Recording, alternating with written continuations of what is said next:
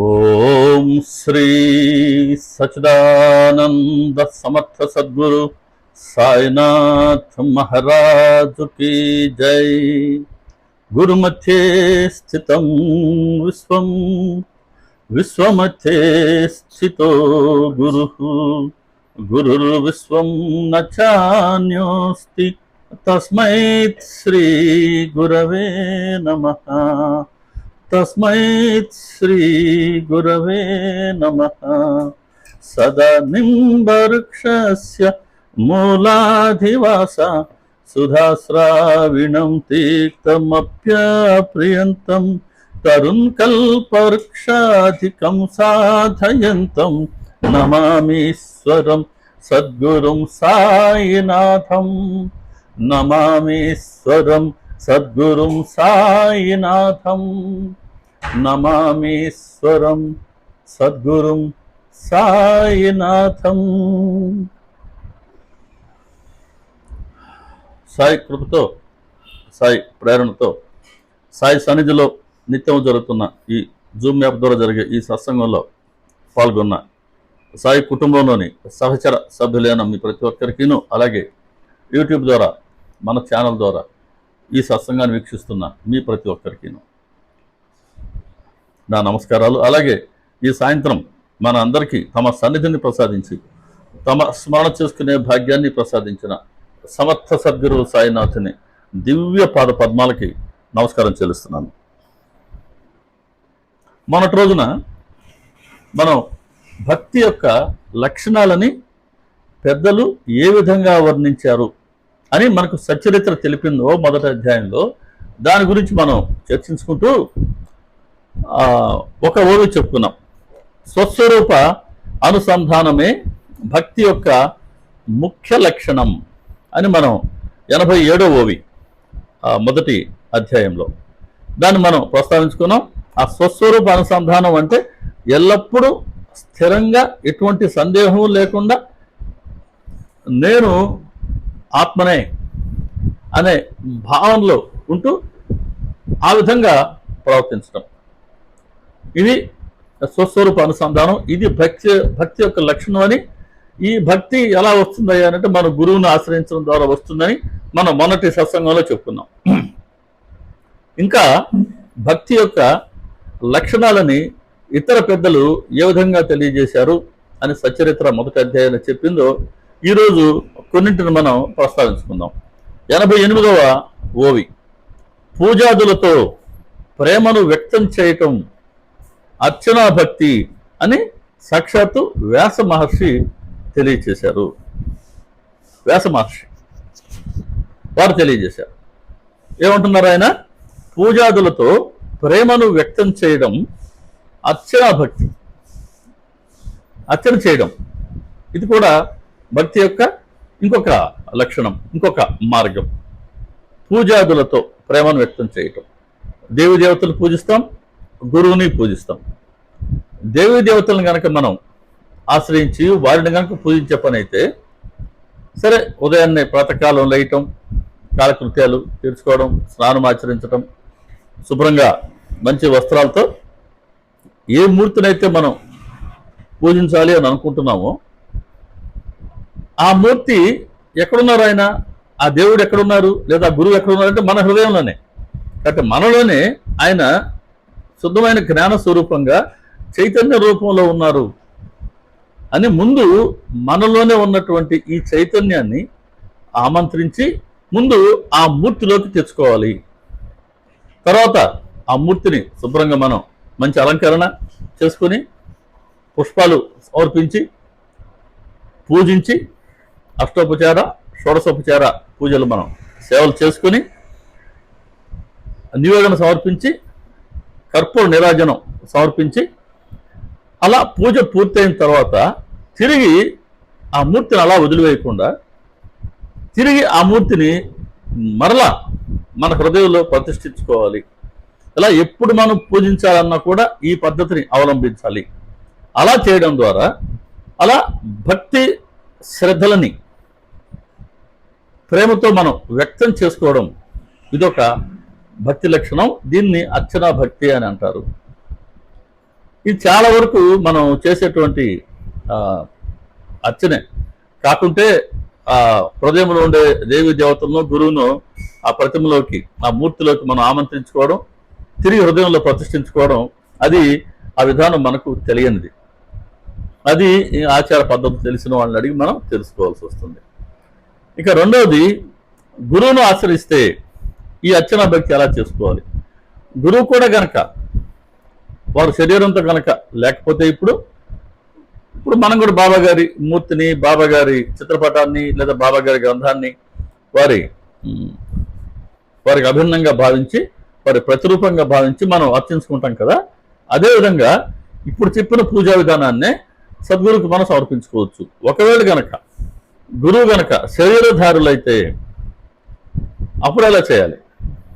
ఇప్పుడు కూడా ఉదయాన్నే ప్రాతకాలం లేచేసి మన మన స్నానం అయి ఆచరించేసి, గురువు ఎక్కడైతే ఆయన సద్గురువుని మనం ఆశ్రయించి వారి ఆశ్రమంలో ఉన్నామో ఆయన ఎక్కడైతే పూజిస్తారో ఆయన నిద్రలేచి రాకముందే మనం వెళ్ళి మన కార్యక్రమాలు పూర్తి చేసుకుని ఆ పూజ ఎక్కడైతే పీఠంపై ఆయన పూజలు చేస్తారో ఆ పీఠాన్ని శుభ్రపరచడం, తర్వాత పుష్పాలు తీసుకొచ్చి మాల తయారు చేయటం, పూజకు అవసరమైన అన్ని వస్తువులని అక్కడ సిద్ధంగా ఉంచటం, గంధాన్ని కూడా తీసి ఉంచటం, గురువు గారు పూజ చేసిన తర్వాత నివేదన, తర్వాత ధూపదీపాల సమర్పణ, కర్పూర నీరాజనం, ఇవన్నీ ఇలా మనం చేసుకునేంత వరకు గురువుకు సేవ చేసుకోవడం. ఇది గురువుని మనం ప్రత్యక్షంగా సేవించుకునేటువంటి విధానం. ఇది గురువు పట్ల మనకున్న భక్తి శ్రద్ధలను ప్రేమగా వ్యక్తం చేసుకునే అర్చనా భక్తి యొక్క విధానం. ఇలా ఇటువంటి ఈ అర్చనా భక్తి ద్వారా కూడా మనం భగవంతుడిని లేదా గురువుని ఆరాధించవచ్చు. ఇది ఇంకొక నిర్వచనం అయితే 94వ ఓవి మొదటి అధ్యాయంలోనే గర్గాచార్యుల మతానుసారం వారు చెప్పినటువంటిది, మనసు హరి యొక్క గుణగణాలు అను సంకీర్తనలలో తల్లీనత చెంది హరి యందు విలీనమైపోవడం భక్తి యొక్క లక్షణం.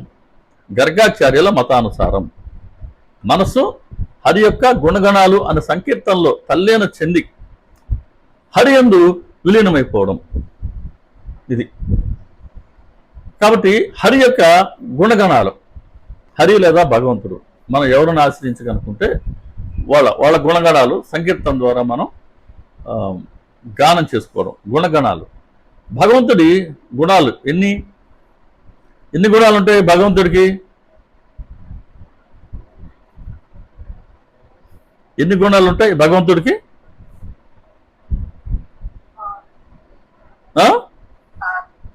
షడ్గుణాలు అంటాం, 6 గుణాలు. యశస్సు, ఐశ్వర్యం, జ్ఞానం, వైరాగ్యం, ఔదార్యం మరియు వైభవం. ఒకసారి మనం చాలా సత్సంగాలు చేసుకున్నాం ఈ 6 మీద. జనరల్గా ఏం చేయాలంటే సత్సంగాలు అనగానే ఒక నోట్బుక్ పెన్ను పెట్టుకోవాలా. నోట్బుక్ పెన్ను పెట్టుకుని ఎప్పటికప్పుడు మనం ఒకవేళ తెలియని పాయింట్స్ వచ్చినా లేదా చాలా కాలం క్రితం మనం రాసుకొని మర్చిపోయాం అనుకున్నా కూడా వాటిని వెంటనే మనం ఒకసారి రాసుకుంటూ ఉంటే అప్పుడప్పుడు మనం వీలు చూసుకుని వీటిని తిరిగి మనం మననం చేసుకుంటూ ఉంటే అన్ని విషయాలు మనకు చక్కగా గుర్తుంటాయి. అందుకని సత్సంగం అంటేనే అదొక చిన్నపాటి సాధనే, కాలక్షేపం అయితే మాత్రం కాదు, అదైతే నా అనుభవం.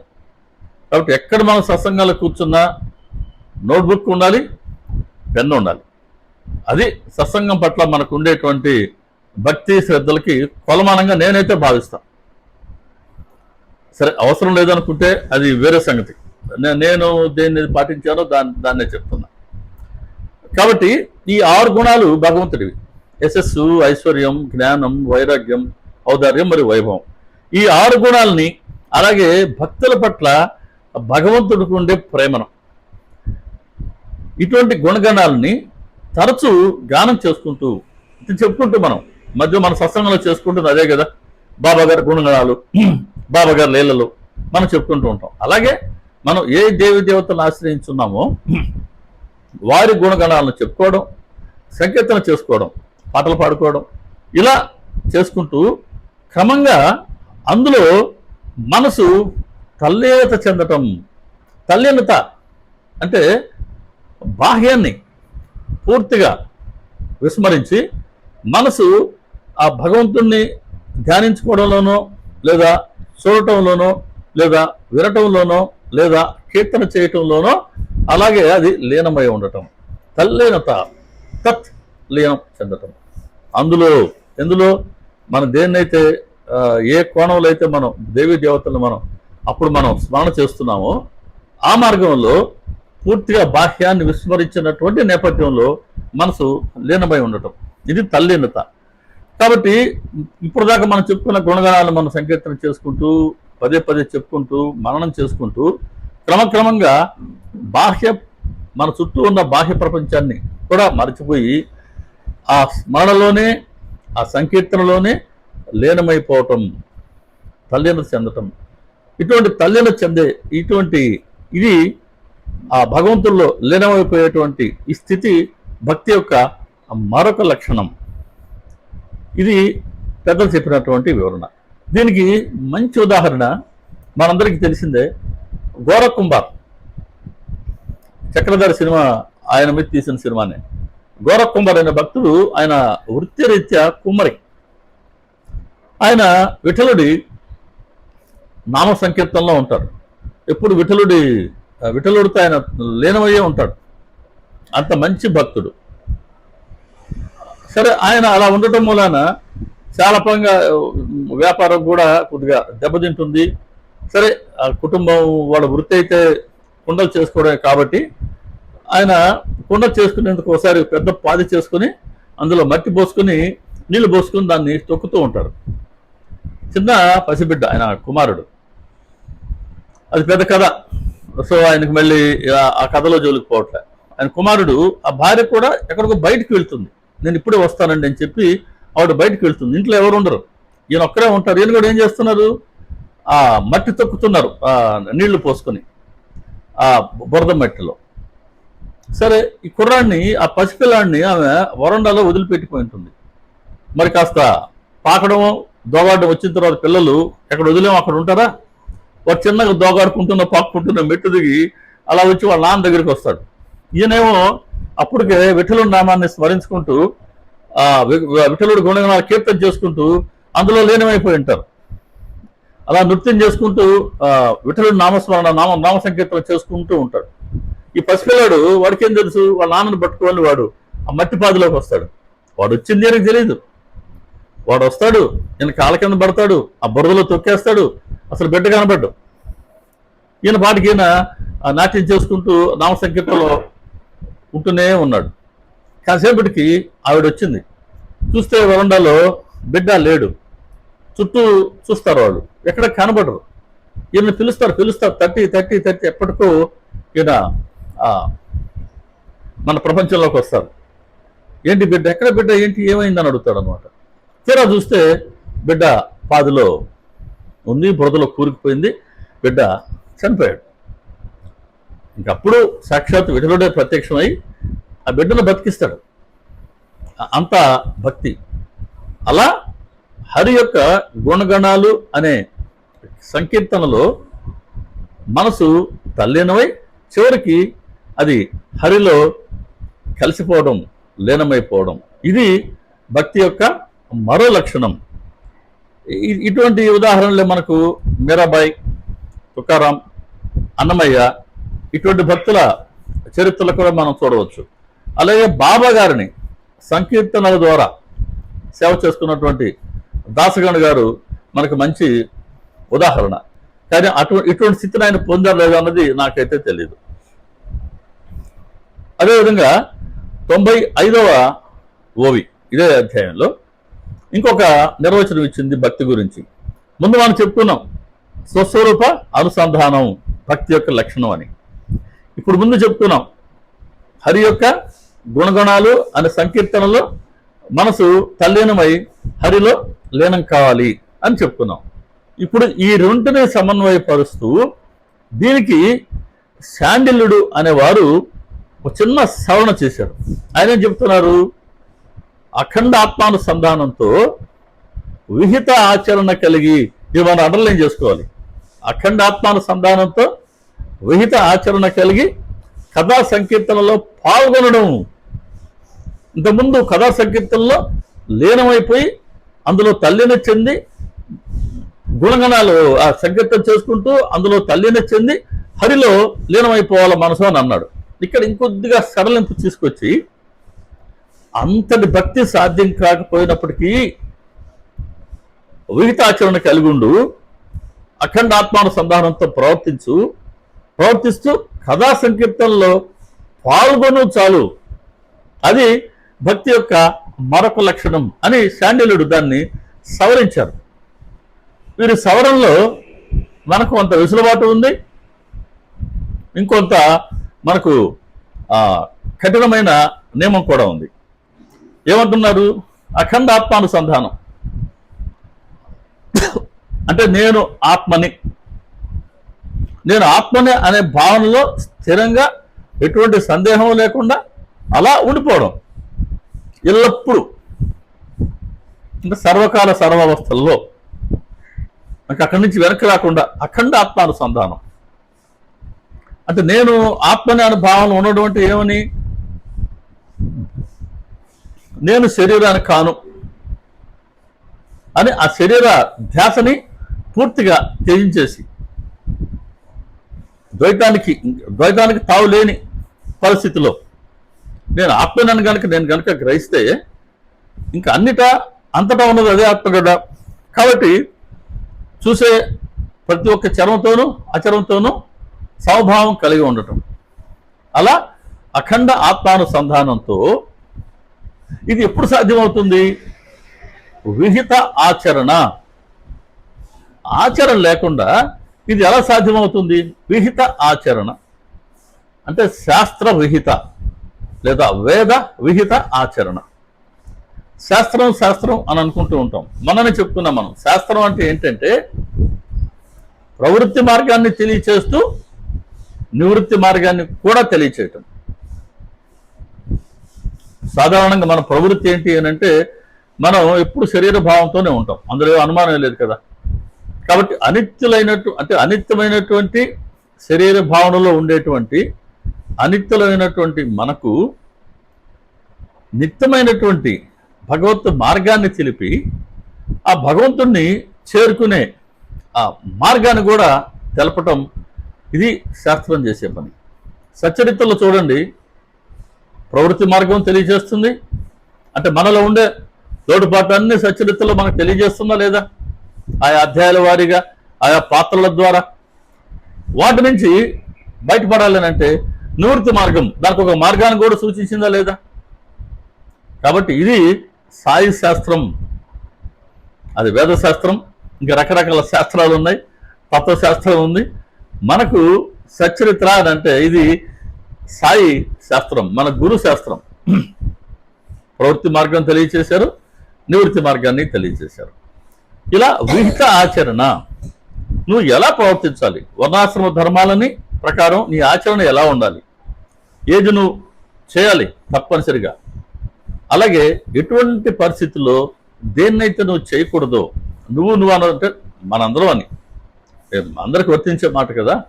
కాబట్టి ఏదైతే మనం చేయాలో, దేన్నైతే మనందరం విడిచిపెట్టాలో, ఇది స్పష్టంగా తెలియచేస్తూ సచ్చరిత్రలో అందుకు చాలాసార్లు చెప్పుకున్నాం మనం. అధ్యాయాల వారీగా మనం చేయాల్సిన పనులు డూస్, మనం చేయకూడని పనులు డోనాట్స్, ఈ రెండు రాసుకొని వాటిని కనుక మనం ఆచరిస్తే అదే విహిత ఆచరణ. విహితాచరణ, మనం కర్మలు ఆచరిస్తూనే ఉంటాం. ఆ కర్మాచరణ ఎలా ఉండాలి అంటే కర్మనే చేయక తప్పదు, శరీరంతో ఉన్నంత వరకు కర్మను చేయాల్సిందే. కానీ కర్మలు ఎలా చేయాలి అని అంటే, నేను ఈ కర్మను చేస్తున్నాను కాబట్టి తద్వారా వచ్చే ఫలానికి నేను భోక్తను, అంటే ఈ పని నేను చేస్తున్నా, అది కర్తృత్వం. ఇలా చేస్తున్న పనికి ఒక ఫలితం వస్తుంది, దాన్ని నేను అనుభవించాలి, నేను భోక్తను, ఇది భోక్తృత్వం. కాబట్టి కర్తృత్వ భోక్తృత్వాలతో కర్మలు ఆచరించేంత వరకు సరైన ఆచరణ జోలికి మనం పోలేం, విహిత ఆచరణలకు మనం పోలేం. కాబట్టి ఎలా చేయమంటారు అని అంటే, కర్మనే వదిలివేయలేం, కర్మను చేయాల్సిందే శరీరంతో ఉన్నంత వరకు. కాబట్టి కర్మను త్యజించలేము, కానీ ఈ కర్మను నేను చేస్తున్నాను నేను అనే కర్తృత్వాన్ని త్యజించవచ్చు. కాబట్టి కర్తృత్వాన్ని త్యజించి నిరహంకార భావంతో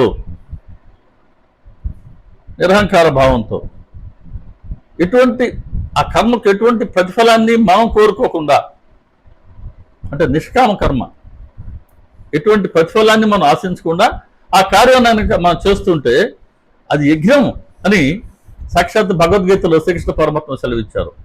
బాబా గారు కూడా మొట్టమొదటి అధ్యాయం నుంచి చెప్తుంది అదే. మొదటి అధ్యాయంలో ఏమో ఆ 4 స్త్రీలు వచ్చి వాళ్ళు గోధుమ పిండి తీసుకొని పోబోతుంటే కోప్పడ్డారు. ఆయన ఏదో లోక కళ్యాణం కోసం అక్కడ ఉండేటువంటి ఆ ప్లేగ్ వ్యాధిని పారద్రోలాలని ఆయన ప్రయత్నం చేస్తుంటే గోధుమ పిండి మనకు అనుకుని వాళ్ళు తీసుకుపోయారు కదా, వాళ్ళని కోపగించుకున్నారు, తీసుకుని గ్రామ సరిహద్దుల్లో చల్లించారు. సరే, ప్లేగు వ్యాధి మాయమైంది. అలా కామిక కర్మ, ఒక ఫలాన్ని ఆశించి వాళ్ళు కర్మ చేసినప్పటికీ, లేదా ఆ గోధుమ పిండి విసిరిన తర్వాత దాని లాభాన్ని వాళ్ళు కోరుకున్న రీతిలో ఆశించినప్పటికీ సద్గురు ఏం చేశారు, వాళ్ళ చేత నిష్కామ కర్మే చేయించారు. అలా నిష్కామ కర్మ చేయాలి, చేసిన పనికి ఎటువంటి ప్రతిఫలం ఆశించకూడదు. చివరి అధ్యాయం 51వ అధ్యాయంలో కొబ్బరికాయ, ఆయన పొండలికర్రావు కొబ్బరికాయ, వాసుదేవనాథ సరస్వతి గారు కొబ్బరికాయ ఇచ్చారు ఆయనకి. బాబా గారు నా సోదరుడయ్యా, నువ్వు షిరిడీకి వెళ్ళినప్పుడు వారి చరణాలకి నా ప్రణామాన్ని సమర్పించి కొబ్బరికాయను వారి వద్ద ఉంచు, నా పట్ల వారికి ప్రేమ ఉండాలని చెప్పు, నన్ను ఎప్పుడు మర్చిపోతుందని చెప్పు, వారి పట్ల నాకు ప్రేమ రోజు రోజుకి పెరుగుతూ ఉండాలని నా తరపున నువ్వు ప్రార్థించయ్యా అని కొబ్బరికాయ ఇస్తే, పొరపాటుగా ఆ కొబ్బరికాయని వీళ్ళు అటుకులు కలుపుకొని తినేశారు. తర్వాత చూసుకున్నారు, కొబ్బరికాయ ఆ స్వామి ఇచ్చిన కొబ్బరికాయని తినేశారు. ఇప్పుడు ఈ మాట బాబా గారి వద్ద దాచలేరు, బాబా గారు వేరే కొబ్బరికాయ వద్దన్నారు. అప్పుడు బాబా చెప్తారు అక్కడ, అరే నువ్వు షిరిడీకి రావాలి అని నేను సంకల్పించుకోబట్టే స్వామి చేతి నుంచి కొబ్బరికాయ నీ చేతిలో పడింది, అది నా సంకల్పం. ఎందుకంటే ఆయన సంకల్పం లేకుండా మనం ఎవరు కూడా షిరిడీకి వెళ్ళలేం. ఆ రోజుల్లో బాబా గారి సన్నిధి కావాలంటే షిరిడీకి వెళ్ళాలని అనుకున్నారండి. ఈ రోజుల్లో బాబా గారి సన్నిధి ఎక్కడైతే వారి స్మరణ జరుగుతుందో అక్కడ ఆయన ప్రత్యక్షంగా కూర్చుంటానన్నారు. కూర్చున్నప్పుడు అక్కడికి వెళ్ళి మనం కూర్చుంటే అది ప్రత్యక్షంగా వారి సన్నిధే కదా. ఇదిగో ఇప్పుడు మన బాబా గారి స్మరణ చేసుకుంటూ ఉన్నాం, ఎవరిళ్లలో వాళ్ళు ఉన్నాం, మరి బాబా గారి సన్నిధి కాదంటారా? మన మనసు కనుక శ్రవణంలో లగ్నమైతే, పారాయణలో లగ్నమైతే, నామస్మరణలో లగ్నమైతే ఖచ్చితంగా మనందరికీ షిరిడి ప్రాప్తే. ఎనీవే ఆయన ఆజ్ఞ లేనిదే మనం ఈ కార్యక్రమంలో కూర్చోలేం, షిరిడీకి వెళ్ళను లేం. బాబా గారు అదే అంటున్నారు, కొబ్బరికాయ నీ చేతిలో పడటం అది నా సంకల్పం. మీ అందరూ కూడా కొబ్బరికాయని పగలగొట్టుకుని తిన్నారే, అది కూడా నా సంకల్పం మీరు ఎందుకు అనుకోరు? కొబ్బరికాయ నాకు ఇస్తావు నువ్వు, మీ అందరూ నా బిడ్డలు కనుక తింటే తల్లి తిన్నట్టు కాదా? కాబట్టి మీ అందరు కనుక తింటే అది నాకు మీరు సమర్పించినట్లే. అనవసరంగా నేను కొబ్బరికాయ తీసుకొచ్చాను, నేను మర్చిపోయానని నేను అని అహంకారం స్ఫురణతో నీవు ఆలోచిస్తూ ఉన్నందువల్ల నువ్వు బాధపడుతూ ఉన్నావు సుమా. అహంకారాన్ని విడిచిపెట్టు, నీకు ఎటువంటి బాధ ఉండదు, ఇది కర్తృత్వం లేకుండా ఉండు. సో మొట్టమొదటి అధ్యాయంలో ఏమో ఎటువంటి ప్రతిఫలాన్ని ఆశించకుండా నిష్కామంగా కర్మ చెయ్యి. చివరికి వెళ్ళేసరికి 51వ అధ్యాయం చివరిలో ఇంకా పొండలికరావు తర్వాత ఎటువంటి 51వ అధ్యాయం పొండలికరావు విషయం వస్తుంది. అక్కడ కర్తృత్వం లేకుండా కర్మను చెయ్యి.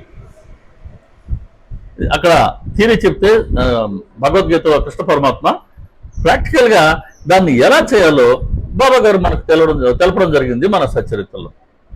బట్ భగవద్గీత థియరీ అయితే సచ్చరిత్ర ప్రాక్టికల్. ఆ రోజు జగద్గురు శ్రీకృష్ణ పరమాత్మ, ఈరోజు జగద్గురు సాయిబాబా. కాబట్టి ఇటువంటి కర్తృత్వం లేకుండా, భోక్తృత్వం లేకుండా ఎటువంటి ప్రతిఫలాన్ని కనుక మనం అపేక్షించకుండా కర్మలు ఆచరించడమే విహిత ఆచరణ. అది కూడా చేసే ప్రతి పని కూడా ధర్మయుతంగా ఉండాలి, ధర్మపరంగానే ఉండాలి. బాబా చెప్పారు, నువ్వు సత్యాన్ని అట్టి పెట్టుకుని ఉండు, నేను నీ వెంటే ఉంటాను అని అన్నాడు. సత్యాన్ని అట్టి పెట్టుకుని ఉండు, నేను నీ వెంటే ఉంటాను అని అన్నారు. ఇక్కడ సత్యాన్ని అట్టి పెట్టుకుని ఉంటున్నాం, ధర్మాచరణతో జీవించాలి. ధర్మ అర్థ కామ మోక్షాలు అన్నారు. ధర్మంగా జీవించు, ఈ వర్ణాశ్రమ ధర్మాలు నీకున్నాయి, ఆ ధర్మంగా జీవించు. ధర్మ అర్థ ధర్మంగా సంపాదించు.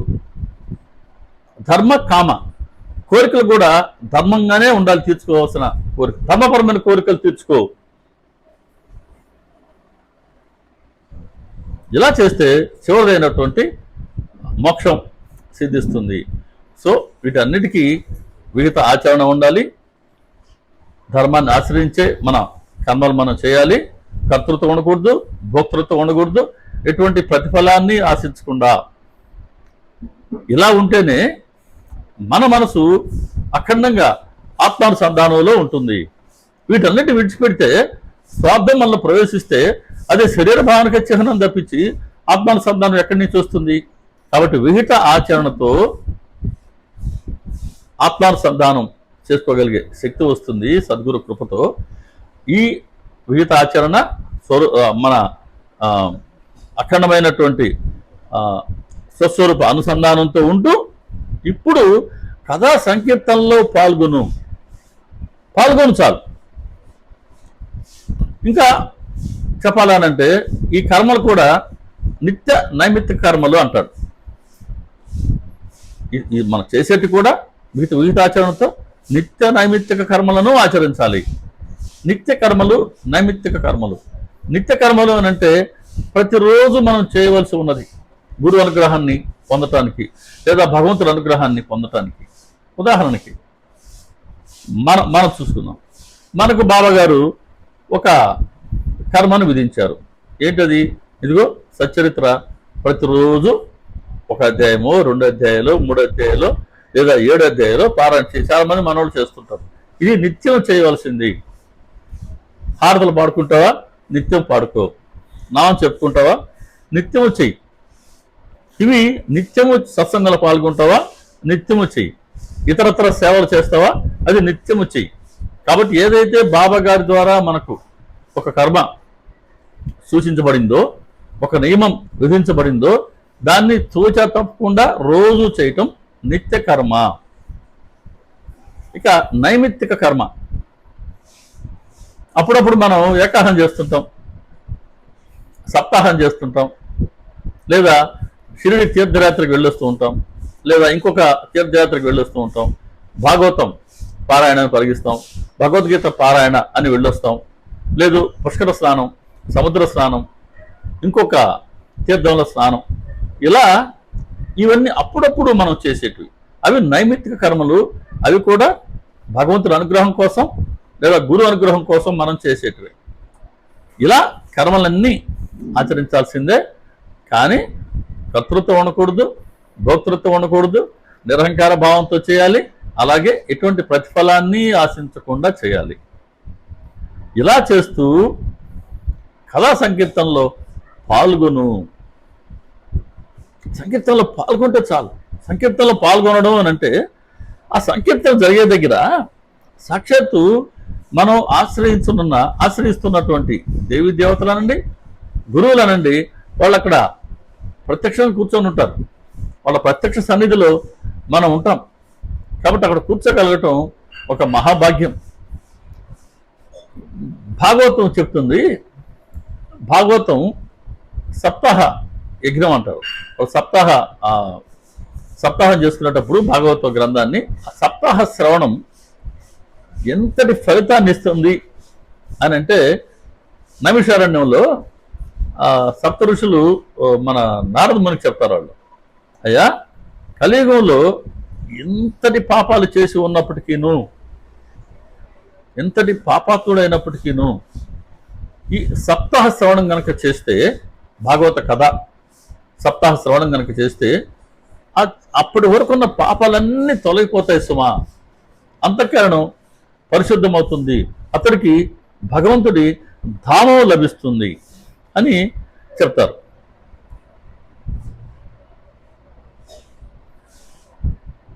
అంతటి ఫలితం ఉంది ఈ శ్రవణం ద్వారా అని చెప్తారు. అంటే ఆ కథా సంకీర్తనలో పాల్గొంటే అక్కడ కూర్చుంటే చాలంట.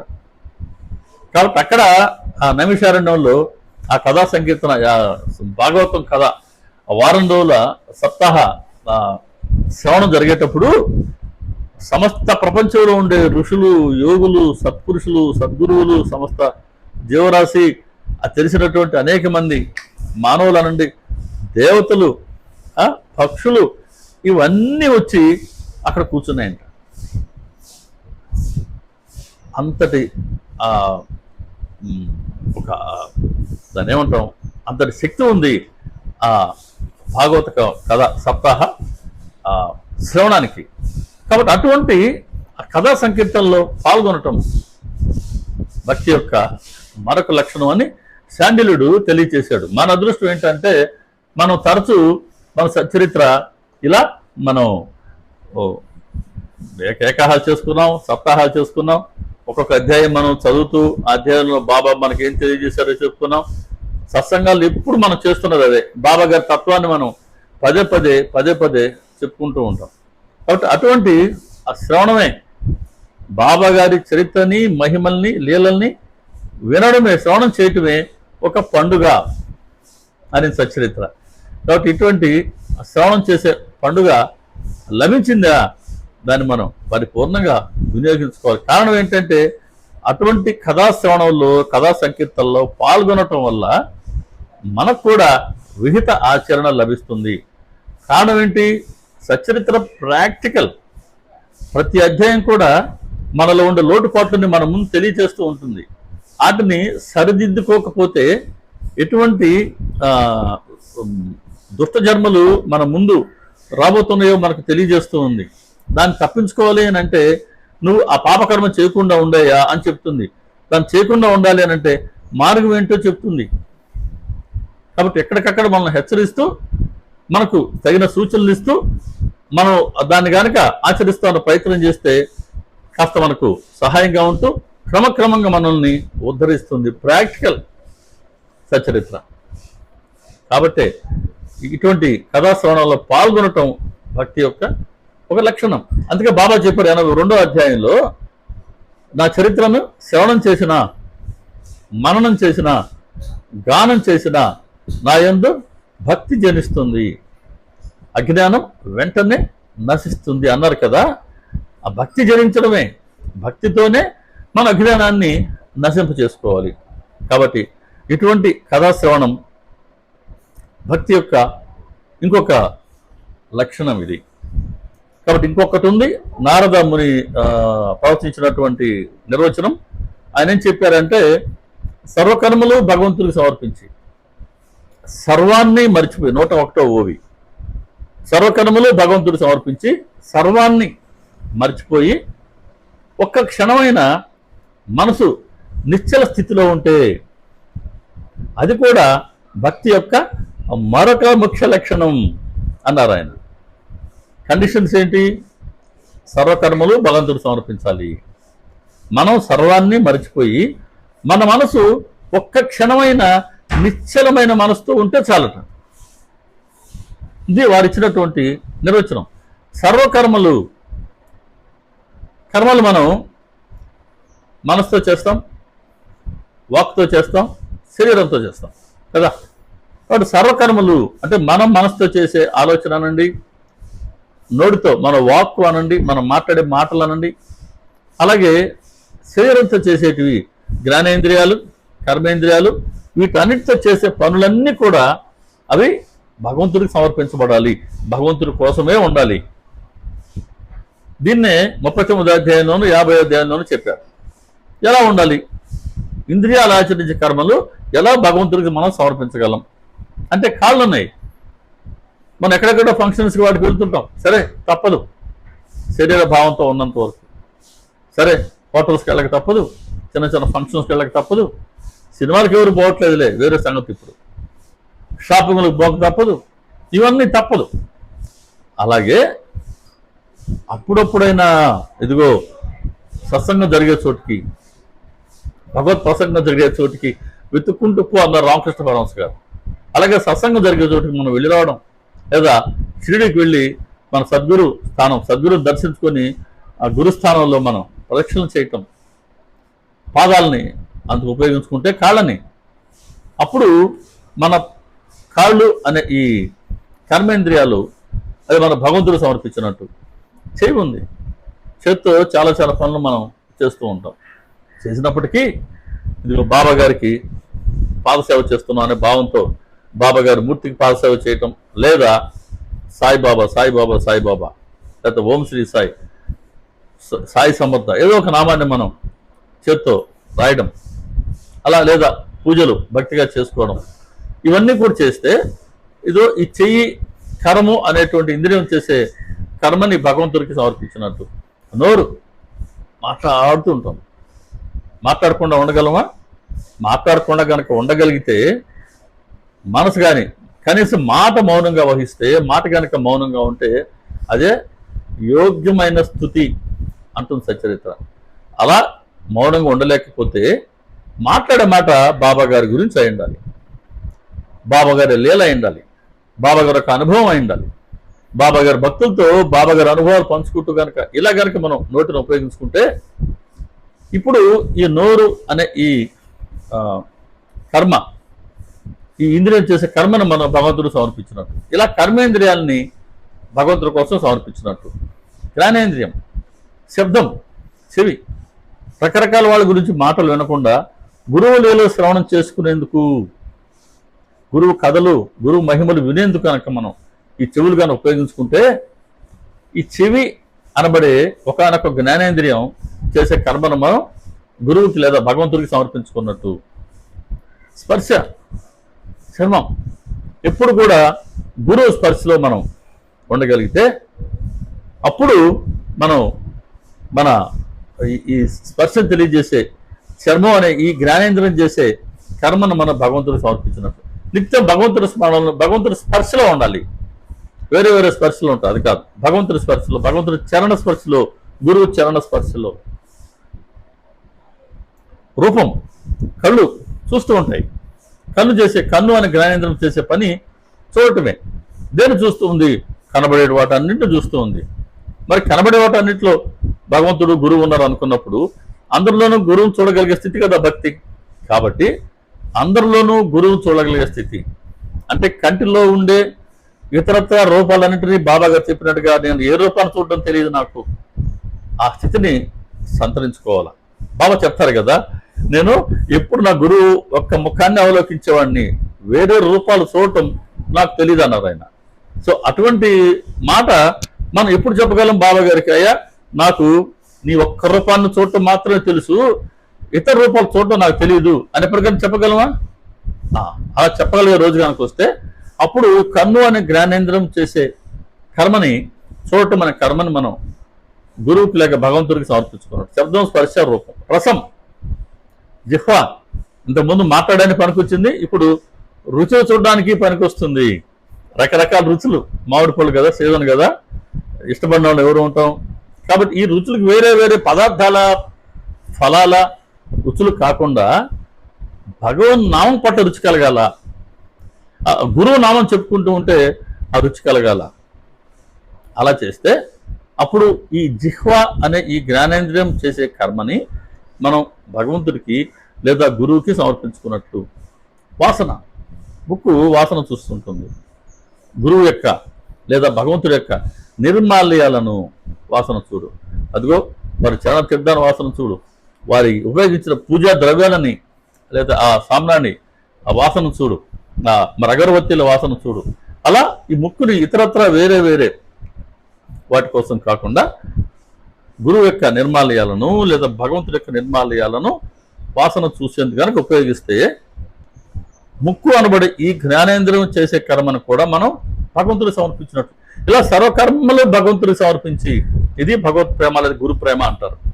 సర్వాన్ని మర్చిపోవాలి, సర్వాన్ని మర్చిపోవడం అంటే ఏంటి? సర్వం ఎక్కడుంది? రెండిట్లో ఉందండి నాకు తెలిసి. సర్వం నేను ప్లస్ నాది. నాకు తెలిసేది ఇదే, దీని మించి మూడోదే తెలియదు. నేను ప్లస్ నాది, ఇది సర్వం. కాబట్టి ఈ నేను నాది అనే వాటిని పూర్తిగా మర్చిపోయేంతగా ప్రేమని మనం భగవంతుడి పట్ల, గురువు పట్ల పెంపొందింప చేసుకొని,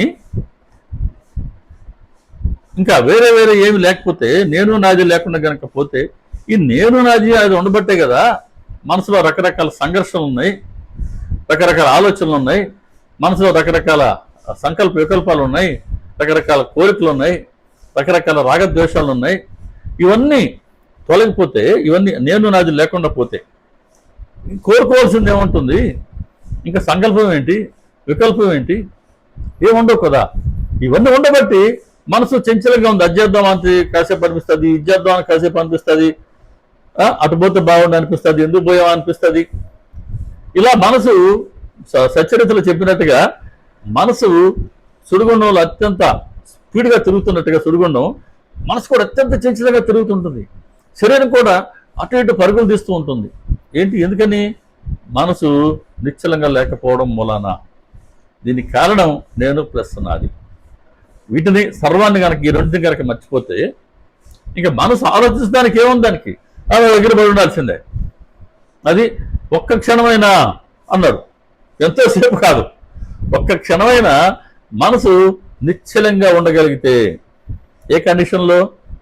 సర్వకర్మలు భగవంతుడు సమర్పించి ఉండాలి, సర్వాన్ని మర్చిపోయి ఉండాలి. అటువంటి నేపథ్యంలో ఒక్క క్షణమైన నిశ్చలమైన మనసుతో ఉంటే అది భక్తి యొక్క మరొక లక్షణం అని నారద మునీంద్రుడు సెలవిస్తే, అయ్యా ఇన్ని భక్తి లక్షణాలు చెప్పుకున్నాం మనం, ఇన్ని భక్తి లక్షణాలు ఉండగా మన సచరిత్ర ఎందుకు రాసినట్టు అని అంటారేమో నన్ను. అయ్యా సచరిత్ర ద్వారా మనం ఎటువంటి ప్రయోజనం పొందగలం అని అంటే, ఇదిగో గురుకథా శ్రవణంతో, గురుకథలు మనం శ్రవణం చేస్తూ కాలికి ఏమాత్రమూ తడి అంటకుండా భవసాగరాన్ని అవలీలగా దాటగలం అని చెప్తారు. అందుకోసంగా సచరిత్ర నేను రచించవలసి వచ్చింది, నాకు బాబాగారి ప్రేరణ అందుకు ఇచ్చారు, అందుకు అనుమతి ఇచ్చారు అని చెప్తారు ఆయన. కాబట్టి కాలికి ఏమాత్రం తడి లేకుండా, ఎటువంటి ప్రయాస లేకుండా, కాలికి ఏమాత్రము తడి లేకుండా భవసాగరాన్ని గురుకథ శ్రవణం ద్వారా మాత్రమే అవలీలగా దాటగలం. అంటే గురుకథ శ్రవణం ఏం చేస్తుంది? మన మనసులో ఉండే రాగద్వేషాలని, రకరకాల ప్రాపంచిక బంధాలని అవి గట్టిగా ఐస్ క్యూబ్లో, ఐస్ ఫ్రీజర్లో ఎలాగైతే క్యూబ్ గట్టిపోయి ఉంటుందో అలా ఈ రాగద్వేషాలనండి, నేను నాది బాగా కరుడు గట్టిపోయి ఉండేసరికి మనలో ఉండే ఆత్మ అనే భావం అది మరుగునుండిపోయింది. శరీరం నేను నాది అనేవి బయట ఉన్నాయి. గురుకథ శ్రవణం ద్వారా మెల్లమెల్లగా ఈ మైసగడ్డ కరుగుతుంది. నేను ప్లస్ నాది అనేది ఇదే శరీర భావన, ఇదే హృదయ గ్రంథి. ఇది నెమ్మదిగా వదిలే విడిపోతాయట. అప్పుడు నేను ఆత్మని అనేది మనకు తెలుస్తుంది. అలా గురుకథా శ్రవణంతో నీ మోహాన్ని నశింప చేసుకొని, అజ్ఞానాన్ని తొలగించుకొని, అదిగో మాయ సృష్టించినటువంటి ఈ భవసాగరాన్ని అవలీలగా దాటగలవు. అంత అవలీలగా దాటించేందుకే మనందరికీ బాబా గారు ఇచ్చినటువంటి, అనుగ్రహించినటువంటి, ప్రసాదించినటువంటి ఒక నౌక సచ్చరిత్ర. అందుకని నేను సచ్చరిత్రని రచింప చేయాలి అని ప్రేరణ ఇచ్చారు బాబా గారు. బాబా గారి అనుమతి కోరడం జరుగుతుంది అని ఆయన చెప్పుకున్న నేపథ్యంలో ఈ మాట చెప్తారు. కాబట్టి గురుకథ శ్రవణం ద్వారా మనం భవసాగరాన్ని దాటవచ్చు. ఈ గురుకథ శ్రవణం చేయటం భక్తి యొక్క ఇంకొక లక్షణం. ఇటువంటి భక్తిని సంతరించుకునేందుకు మనం గురుకథ శ్రవణం మనకి బాబా గారు ఇచ్చినటువంటి ఒక సాధనం. తర్వాత సత్సంగంలో బాబా గారు స్ఫురించిన వేరే విషయాన్ని మనం దర్శించుకుందాం.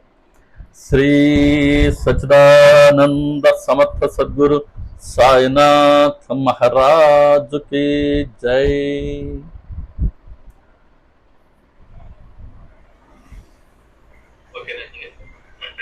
సర్వే జనా సుఖినో భవంతు, లోకా సమస్తా సుఖినో భవంతు, సమస్త సన్మంగళాని భవంతు. ఓం శాంతి శాంతి శాంతి. సర్వం శ్రీ సాయినాథార్పణమస్తు. శుభం భవతు. ఓం తత్సత్. అదండి ఈరోజు సత్సంగం. మన ఛానల్ని ఇతర సాయి భక్తులకు పరిచయం చేయండి. మరలా ఇంకొక సత్సంగంలో కలుసుకుందాం. అందరికీ నమస్కారం. శ్రీ సాయిబాబా.